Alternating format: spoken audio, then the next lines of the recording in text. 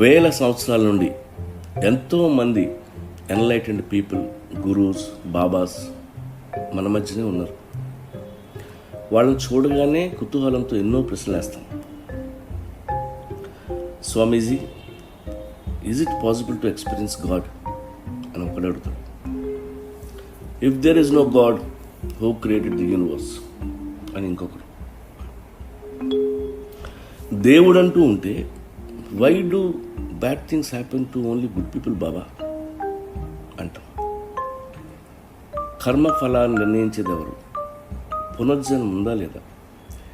ఇలా ఎన్నెన్నో తెలివైన ప్రశ్నలు అడుగుతాం. అయితే ఒక్కో స్వామీజీ ఒక్కో సమాధానం ఇస్తాను.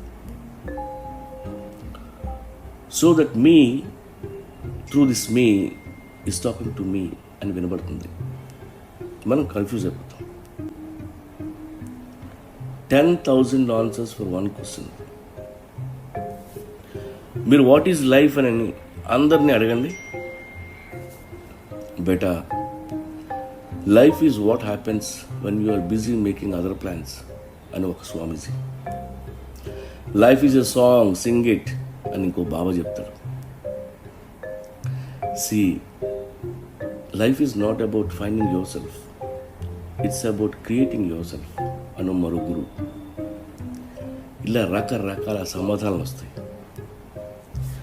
వాళ్ళని మనం ప్రశ్నలతో విసిగించడం తప్ప ఏ ఉపయోగం ఉండదు. మన ప్రశ్నలు తట్టుకోలేక వాళ్ళు మన ఆశ్రమంలో జాయిన్ చేసుకొని మన చేత యోగా, మెడిటేషన్ చేస్తారు.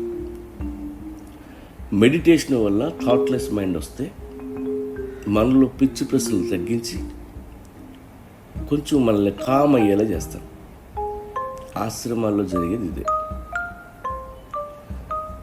మర్డర్ చేసింది ఎవడరా అని అడిగితే అందరూ కలిసి ఒక పేరు చెప్తే వినాలని ఉంది. కానీ ఇక్కడ 100 పేర్లు వినబడుతుంటే ఇంకా ఎందుకు ఇన్వెస్టిగేషన్? లైఫ్ అనేది మిస్టరీ. దాని మీద ఇన్వెస్టిగేషన్ చేయటం అంత టైం వేస్ట్ పని మరవట్లేదు.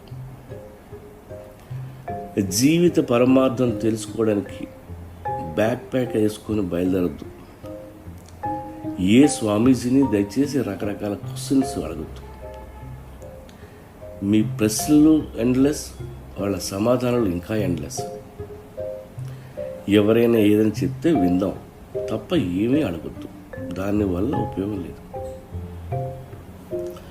ఇక్కడ ఎన్ని ప్రవచనాలు జరిగినా, ఎన్ని సత్సంగాలు జరిగినా, ఎంతమంది మహానుభావులు పుట్టినా మన బుద్ధులు మారు, మనం మారు. ఒక సైంటిస్ట్తో కూర్చో, నీకు సమాధానాలు దొరుకుతాయి.